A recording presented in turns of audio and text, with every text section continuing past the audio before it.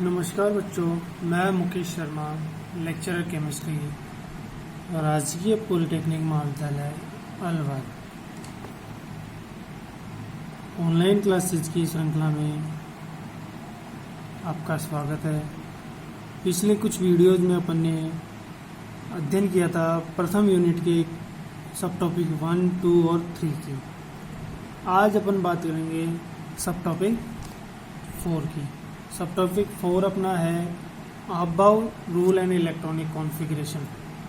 जो अपना first unit का 4th टॉपिक है वो है above rule and electronic configuration. Above rule और इलेक्ट्रॉनिक कॉन्फ़िगरेशन के बारे में इस वीडियो में अपन डिटेल में अध्ययन करेंगे कैसे क्या होता है। सबसे पहले अपन अबाव प्रिंसिपल की बात करेंगे। अबाव प्रिंसिपल, अबाव एक जर्मन शब्द है जिसका अर्थ होता है निर्माण करना या बनाना। परमाणु अथवा आयनों में इलेक्ट्रॉनीय विन्यास को समझाने के लिए जिन नियमों का पालन किया जाता है उनको संयुक्त रूप से अबाव सिद्धांत कहते हैं। अबाव सिद्धांत में निम्न नियम सम्मिलित है जो निम्न प्रकार हैं। सबसे पहला नियम है पाउली अपवर्जन सिद्धांत। दूसरा है हुंड की बहुलता का नियम। तीसरा है N+L का नियम। चौथा है अर्धपूरित एवं पूर्ण पूरित कक्षकों का स्थायित्व। इन चारों नियमों को अपन डिटेल में अध्ययन करेंगे। यहाँ पे इनके एग्जाम्पल सहित करेंगे। उसके बाद अपन एटॉमिक नंबर 1 से लेके 30 तक इलेक्ट्रॉनिक कॉन्फ़िगरेशन लिखना सीखेंगे, कैसे 1 से लेके 30 तक इलेक्ट्रॉनिक विन्यास लिखते हैं। तो सबसे पहले आता है पाउली अपवर्जन का सिद्धांत।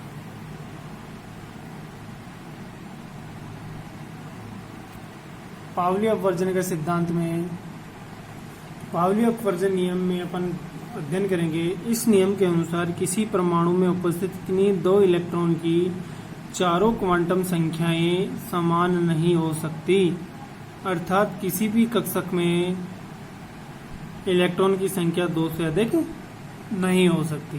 ठीक है बच्चों, यानी कि जो पाउली अपवर्जन नियम है वो ये कहता है कि कोई भी परमाणु या किसी भी एटम के लिए बात करें, अपन किसी भी एटम के लिए बात करें, एक एटम के लिए बात करें या फिर दूसरे एटम के लिए बात करें, चारों क्वांटम संख्याएं ही एक जैसी नहीं हो सकती। क्वांटम संख्याएं अपन ने पिछले वीडियो में अध्ययन किया था। 4 प्रकार की क्वांटम संख्याएं होती है।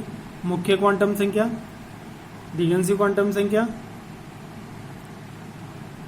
मैग्नेटिक क्वांटम संख्या और स्पिन क्वांटम नंबर। ये 4 प्रकार की क्वांटम संख्याएं हैं जिनका अपन ने अध्ययन किया था। पाउली अपवर्जन नियम ये कहता है कि चारों क्वांटम संख्याएं किन्हीं भी 2 इलेक्ट्रॉन के लिए एक जैसी या समान नहीं हो सकती। अब चाहे वो एक एटम के इलेक्ट्रॉन ले लो, चाहे अलग अलग एटम के इलेक्ट्रॉन ले लो, ठीक है ना। तो अगर एक ही एटम के 2 इलेक्ट्रॉन लेंगे तो इससे दूसरा कथन ये भी निकलता है कि किसी भी कक्षक में, जैसा कि अपन ने मैग्नेटिक क्वांटम संख्या से ज्ञात किया था कि एक कक्षक में अधिकतम 2 इलेक्ट्रॉन आ सकते, तो यहाँ से ये सिद्धांत निकलता है किसी भी कक्षक में इलेक्ट्रॉन की संख्या 2 से अधिक नहीं हो सकती। और वो भी किसके साथ होगी? अपोजिट चक्रण के साथ, विपरीत चक्रण वाले 2 ही इलेक्ट्रॉन हो सकते हैं। जैसे यहाँ पे एग्जाम्पल ले रखा है, अपन एग्जाम्पल लेके बात करेंगे। अपन जैसे हीलियम का एग्जाम्पल ले रखा अपन ने। हीलियम में 2 इलेक्ट्रॉन होते हैं, 2 एटॉमिक नंबर 2 होता है इसका, परमाणु क्रमांक 2 होता है, तो 2 इलेक्ट्रॉन होते हैं, तो 1s2 इसका इलेक्ट्रॉनिक कॉन्फ़िगरेशन होता है। अब दोनों इलेक्ट्रॉन के लिए अगर चारों क्वांटम संख्याएं, मुख्य क्वांटम संख्या N, L, M और S ज्ञात करेंगे, तो S के लिए 1s है तो उसके लिए N का मान 1 हो जाएगा, इलेक्ट्रॉन फर्स्ट, और इलेक्ट्रॉन सेकंड के लिए, ठीक है, सेकंड इलेक्ट्रॉन के लिए N का मान 1 होगा। दोनों S में है तो 0 होगा L का मान। जब L का मान 0 है तो M का मान ऑटोमेटिक 0 होगा। ठीक है, जैसे कि मैंने यहाँ दिखा रखा है M का मान। अब चौथी जो क्वांटम संख्या है वो एक इलेक्ट्रॉन के लिए +½ होगी तो दूसरे इलेक्ट्रॉन के लिए -½ होगी। ठीक है, यानी कि मैक्सिमम 3 क्वांटम संख्याएं समान हो सकती है। ठीक है बच्चों, जैसे कि हीलियम का एग्जांपल लेके किया अपन ने, हीलियम में ये एग्जांपल लिया अपन ने दो इलेक्ट्रॉन है, इलेक्ट्रॉन फर्स्ट और इलेक्ट्रॉन सेकंड, दोनों के लिए एन का मान सेम है क्योंकि फर्स्ट सेल की बात कर रहे हैं। एल का मान सेम होगा क्योंकि एस सब सेल की बात कर रहे हैं। एम का मान भी सेम होगा क्योंकि एल का मान सेम है, तो एम का मान भी सेम होगा क्योंकि एम का मान एल पे डिपेंड होता है। अब ये तीनों क्वांटम संख्याएं समान है, चौथी क्वांटम संख्या जो चक्रोण क्वांटम संख्या है वो भिन्न होगी। ठीक है, ये तो एक ही एटम के दो इलेक्ट्रॉन की बात की अपन ने। अगर दो अलग अलग एटम के इलेक्ट्रॉन की बात करें अपन, दो अलग अलग एटम के इलेक्ट्रॉन की बात करें तो उसमें क्या होगा, हो सकता है चारों क्वांटम संख्याएं डिफरेंट हो, परंतु मैक्सिमम तीन क्वांटम संख्याएं समान हो सकती है, चार क्वांटम संख्याएं समान नहीं होती। जैसे अपन कार्बन का एग्जाम्पल ले, ठीक है बच्चों, कार्बन का एग्जाम्पल, कार्बन का एटॉमिक नंबर 6 होता है, इसका electronic configuration 1s2 2s2 2p2। अब इन दो इलेक्ट्रॉन की बात करेंगे अपन, 2p1 और 2p2, ठीक है ना। तो इनके लिए m l m और s, ठीक है। सेकंड सेल में है तो n का मान 2 होगा, p में है तो l का मान 1 होगा, ठीक है। अब l का मान 1 है तो अगर p फर्स्ट इलेक्ट्रॉन के लिए अगर +1 मान रहे हैं तो सेकंड इलेक्ट्रॉन के लिए 0 हो सकता है या फिर -1 हो सकता है, ठीक है। हो सकता है स्पिन दोनों का सेम हो क्योंकि एक एक इलेक्ट्रॉन है, तो यानी कि मुख्य क्वांटम संख्या समान है इसमें, दिगंशु क्वांटम संख्या समान है इसमें, स्पिन क्वांटम संख्या समान है, डिफरेंट क्या है यहाँ पे, मैग्नेटिक क्वांटम नंबर डिफरेंट है। तो ये नियम ये कहता है, पाउली अपवर्जन नियम ये कहता है कि किन्हीं भी दो इलेक्ट्रॉन की चारों क्वांटम संख्याएं समान नहीं हो सकती है। अधिकतम कितनी क्वांटम संख्याएं समान होगी, अधिकतम 3 क्वांटम संख्याएं समान हो सकती है, ठीक है बच्चों। पाउली अपवर्जन नियम अच्छे से समझ में आ गया। अभाव सिद्धांत का सेकंड नियम है हुंड का अधिकतम बहुलता का नियम, हुंड्स मैक्सिमम मल्टीप्लिसिटी रूल। अब ये इस नियम के अनुसार जब किसी उपकोष में, उपकोष का मतलब जब अपन ने मैग्नेटिक क्वांटम उपकोष के बारे में कौन सी क्वांटम संख्या बताती है, मैग्नेटिक क्वांटम संख्या, जो पिछले वीडियो में अपन ने अध्ययन किया था। इस नियम के अनुसार जब किसी उपकोष में इलेक्ट्रॉन भरे जाते हैं तो पहले अयुग्मित अवस्था में भरे जाते हैं, उनके बाद उसके पश्चात इलेक्ट्रॉन का युग्मन आरंभ होता है, ठीक है। यानी कि हुंड का जो नियम है वो ये किसके लिए है, सब शेल्स के लिए, उपकोष के लिए। उपकोष कौन कौन से अपने, एस, पी और डी और एफ, ठीक है, ठीक है बच्चों। एस, पी, डी, एफ अपन 4 सब सेल होते हैं, इनके बारे में बात की थी। मैग्नेटिक क्वांटम संख्या एस के लिए 0 होती है, पी के लिए +1 0 और -1 होती है, डी के लिए +2 +1 0 -2 -1 होती है, एफ के लिए +3 +2 +1 0 -2 -3 -2 और -1 होती है, ठीक है। तो अब यहाँ टोटल नंबर कितने हो गए, 7। इसके लिए डी के लिए कितने हो गए, 5, और इसके लिए 3 और इसके लिए 1। यानी कि एस सब सेल में 1 ऑर्बिटल होगा, पी सब सेल में 3 ऑर्बिटल होंगे, डी सब सेल में 5 ऑर्बिटल होंगे और एफ सब सेल में 7 ऑर्बिटल होंगे। अब एस सब सेल में तो एक ही ऑर्बिटल है, तो पहला इलेक्ट्रॉन भरा जाएगा, पहला इलेक्ट्रॉन इस कंडीशन में भरा जाएगा। अगर अपन को दूसरा इलेक्ट्रॉन बनना है तो वो इसी में भरा जाएगा, ठीक है। अब बात आती है पी, डी और एफ सब सेल की। पी, डी और एफ सब सेल में क्या होगा, अगर पहला इलेक्ट्रॉन है तो सब में ऐसे आ जाएगा, एक एक इलेक्ट्रॉन है जब तो, ठीक है। और दूसरा इलेक्ट्रॉन है तो वो इस ऑर्बिटल में आएगा, नेक्स्ट वाले ऑर्बिटल में आएगा, ठीक है ना। कभी भी ऐसे नहीं होगा हुंड के नियम के अनुसार कि ये दोनों एक में आ जाए, तो ये गलत हो जाएगा। इसी प्रकार डी में ये दोनों इलेक्ट्रॉन एक में, जब खाली हैं, सब सेल खाली हैं तो एक एक इलेक्ट्रॉन सभी ऑर्बिटल्स में जाएगा, उसी के बाद युग्मन प्रारंभ होगा, ठीक है ना। तो एक एक इलेक्ट्रॉन सभी में आने के बाद सब में चला जाएगा,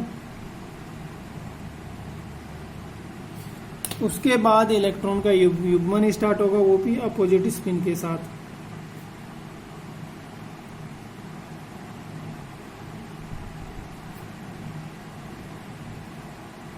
इस प्रकार पहले अयुग्मित अवस्था में भरे जाते हैं, फिर युग्मित अवस्था में भरे जाते हैं। युग्मन बाद में स्टार्ट होता है, पहले एक एक इलेक्ट्रॉन अयुग्मित अवस्था में भरे जाते हैं। अब अयुग्मित अवस्था में क्यों भरे जाते हैं? क्योंकि अयुग्मित अवस्था में परमाणु का स्थायित्व अधिक होता है। अधिक क्यों होता है? इलेक्ट्रॉन पे कौन सा आवेश होता है? नेगेटिव आवेश होता है। अगर नेगेटिव नेगेटिव आवेश दोनों एक साथ रख देंगे अपन तो उनमें प्रतिकर्षण होगा, रिपल्सन होगा। रिपल्सन के कारण एटम की स्टेबिलिटी डिक्रीज हो जाती है, उसकी पोटेंशियल एनर्जी इंक्रीज हो जाती है। ठीक है, तो पहले क्या होता है? अयुग्मित अवस्था में भरा जाता है, उसके बाद युग्मन आरंभ होता है। ठीक है, तो इस प्रकार अपन नाइट्रोजन का और ऑक्सीजन का एग्जाम्पल लेके देखेंगे। ठीक है ना, नाइट्रोजन का एटॉमिक नंबर कितना होता है? 7। कितने इलेक्ट्रॉन होंगे? 7 होंगे। 1s2 2s2 2p3। ठीक है, 2p3। अब अपन इसका ब्लॉक डायग्राम बनाएंगे, तो ये तो 1s है, ये 2s है और ये 2p है। s में एक सब सेल होता है, s में एक ऑर्बिटल होता है, p सब सेल में 3 ऑर्बिटल होते हैं। तो 1s के दोनों इलेक्ट्रॉन इसमें भरे जाएंगे, 2s के दोनों इलेक्ट्रॉन इसमें भरे जाएंगे। अब बात आती है 3p के तीनों इलेक्ट्रॉन की। तो 3p के तीनों इलेक्ट्रॉन अगर अपन ऐसे भरेंगे तो ये गलत होगा। ठीक है ना, तो कैसे भरे जाएंगे? पहले अयुग्मित अवस्था में भरे जाएंगे, तीनों इलेक्ट्रॉन अयुग्मित अवस्था में भरे जाएंगे। अगर अपन ने युग्मन पहले ही प्रारंभ कर दिया तो वो गलत हो जाएगा। क्यों गलत हो जाएगा? क्योंकि इलेक्ट्रॉन इलेक्ट्रॉन में प्रतिकर्षण होने के कारण उनका परमाणु का स्थायित्व कम हो जाता है।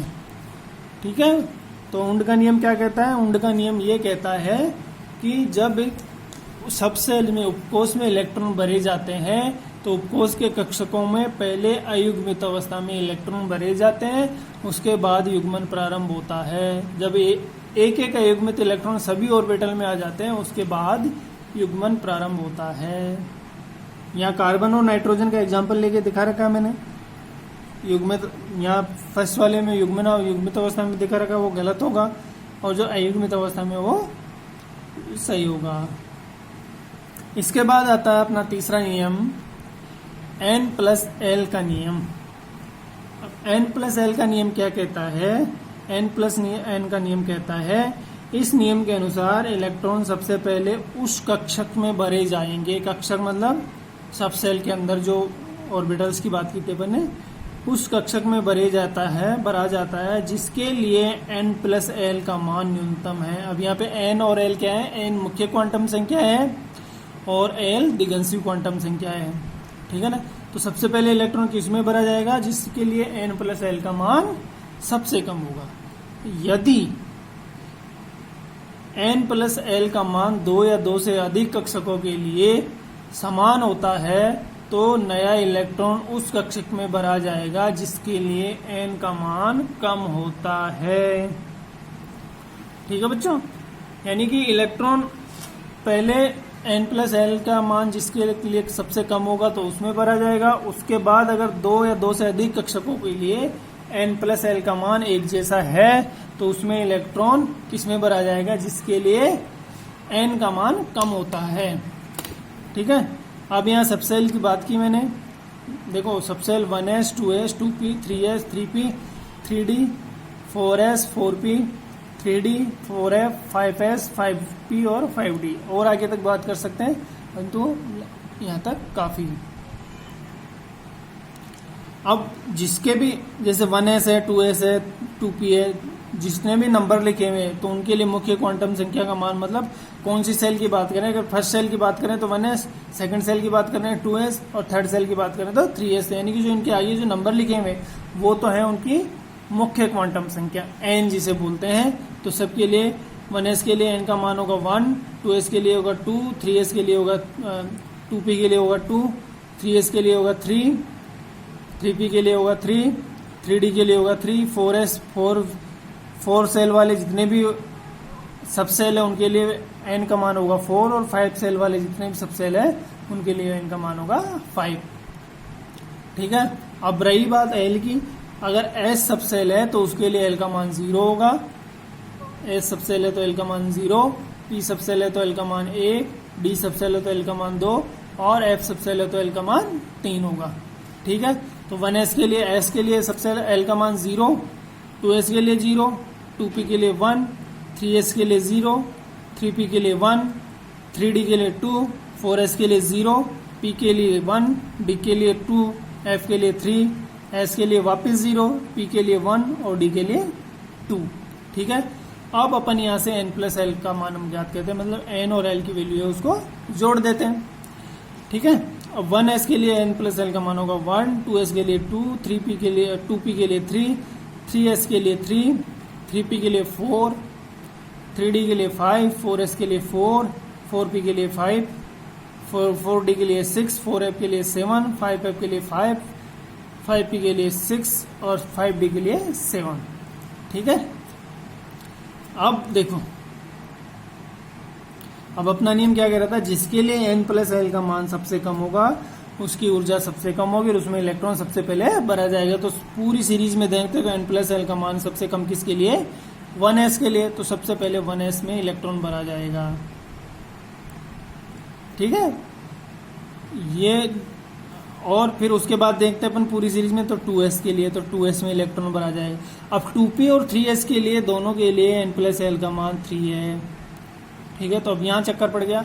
अब यहाँ अपन क्या करेंगे, जो अपना नियम है उसका सेकंड पोर्शन पे जाएंगे। नियम का सेकंड पोर्शन क्या है, यदि 2 या 2 से अधिक कक्षकों के लिए n प्लस एन का मान समान हो तो इलेक्ट्रॉन उस कक्षक में भरा जाएगा जिसके लिए n का मान कम होता है। अब 2p और 3s के लिए n प्लस एल का मान समान है तो इलेक्ट्रॉन किस में भरा जाएगा, 2p में भरा जाएगा। क्यों, क्योंकि इसके लिए n का मान कम होता है। ठीक है बच्चों, इसी प्रकार अपन आगे चलते हो तो 3p, फिर 2p में भरने के बाद अपन भरेंगे 3s में। अब उसके बाद चलते हैं तो 3p और 4s के लिए,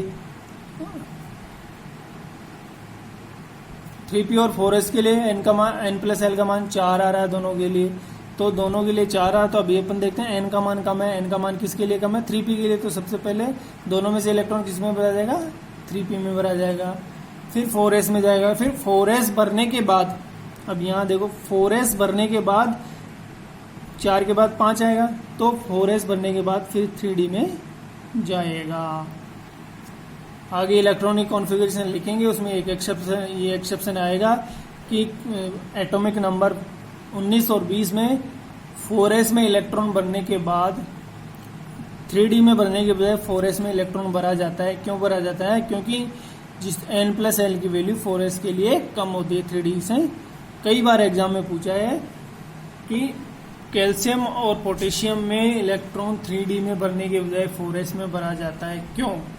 तो उसका आंसर है क्योंकि 4s के लिए 3d के लिए n प्लस एल का मान 5 होता है, 4s के लिए n प्लस एल का मान 4 होता है। इसलिए जिस कक्षक के लिए n प्लस एल का मान कम होगा उसमें इलेक्ट्रॉन सबसे पहले भरा जाएगा। तो अपन इस प्रकार ये एक ऑर्डर प्राप्त होता है, ये ऊर्जा का बढ़ता हुआ क्रम।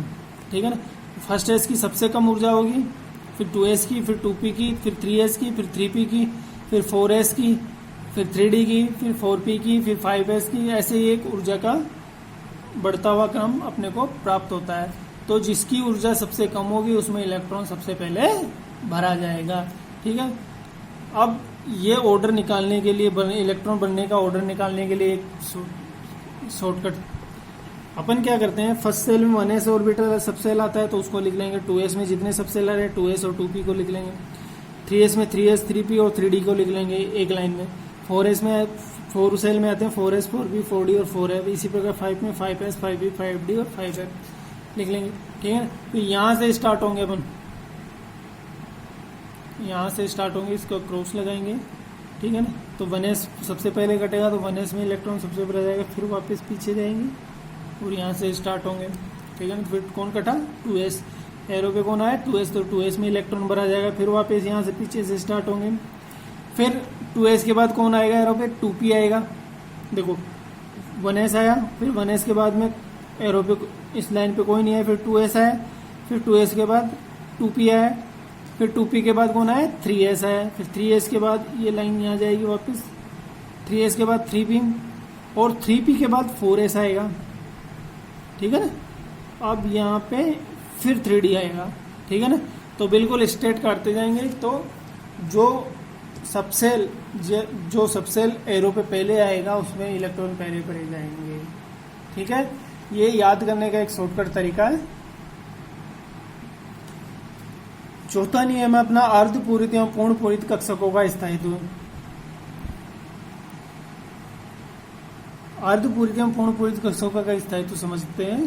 तो एक ही उपकोष के अर्धपूरित कक्षक जैसे P, D और F की बात करते हैं तो P3, D5 और F7 ये अर्धपूरित तथा पूर्ण भरे हुए कक्षक S2, P6 और D10 और F14 का स्थायित्व अन्य कक्षकों की तुलना में अधिक होता है। अब ये कैसे होता है? कक्षकों का स्थायित्व का क्रम सबसे पहले पूर्ण भरे सबसे मोस्ट स्टेबल होंगे, फिर हाफ फिल्ड होंगे, फिर दूसरे होंगे। यानी पूर्ण भरे हुए कक्षक सबसे ज्यादा स्थायी होंगे, फिर अर्धपूर्ण भरे हुए कक्षक स्थायी होंगे, फिर अपूर्ण कक्षक स्थायी होंगे, ठीक है ना। अब इसका एग्जाम्पल अपन क्रोमियम का इलेक्ट्रॉनिक विन्यास लेके समझेंगे।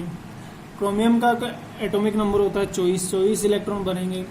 अगर अपन सीक्वेंस में भरे जाएंगे तो 1s2, 2s2, 2p6, 3s2, 3 यहाँ तक अपने 20 इलेक्ट्रॉन हो जाते हैं 4s तक, ठीक। बचे 4 इलेक्ट्रॉन 3D में जाना चाहिए n+l के नियम के अनुसार, तो ठीक है ना। परंतु इसका इलेक्ट्रॉनिक कॉन्फ़िगरेशन क्या होता है? 1s2, 2s2, 2p6, 3s2, 3p6, 4s1, 3d5, ठीक है ना। यानी कि होना तो ये चाहिए था 3d4 होना चाहिए था, परंतु है क्या 3d5। अब ये 3d5 क्यों हो गया? क्योंकि D में 5 इलेक्ट्रॉन जब आ जाएंगे तो हाफ फील्ड कॉन्फ़िगरेशन आ जाएगा, अर्धपूर्ण कक्षक का विन्यास आ जाएगा। अर्धपूर्ण कक्षक का विन्यास अन्य कक्षकों की तुलना में अधिक होता है। तो इसके लिए क्या होता है? 4s से एक इलेक्ट्रॉन किस में चला जाता है? अपना 3D में, ठीक है। 4s से इलेक्ट्रॉन 3D में चला जाता है तो इसका इलेक्ट्रॉनिक कॉन्फ़िगरेशन हो जाता है 1s2, 2s2, 2p6, 3s2, 3p6, 4s2, 3d5। Exam में कई बार पूछा है कि क्रोमियम का इलेक्ट्रॉनिक कॉन्फ़िगरेशन D4 के स्थान पर D5 होता है, क्यों? ठीक है ना। तो इसका अपने को क्या आंसर देना है? आंसर ये देना है कि n+l के नियम के अनुसार इलेक्ट्रॉन D कक्षक में जाना चाहिए तो 3d4 इलेक्ट्रॉनिक विन्यास होना चाहिए, परंतु अर्धपूरित कक्षक का स्थायित्व अधिक होने के कारण 4s का एक इलेक्ट्रॉन 3D में स्थानांतरित हो जाता है, जिसके कारण उसका स्थायित्व बढ़ जाता है। अतः क्रोमियम का इलेक्ट्रॉनिक विन्यास D4 के स्थान पर D5 हो जाता है। पूरा लिख के एक्सप्लेन करना अपने को क्रोमियम का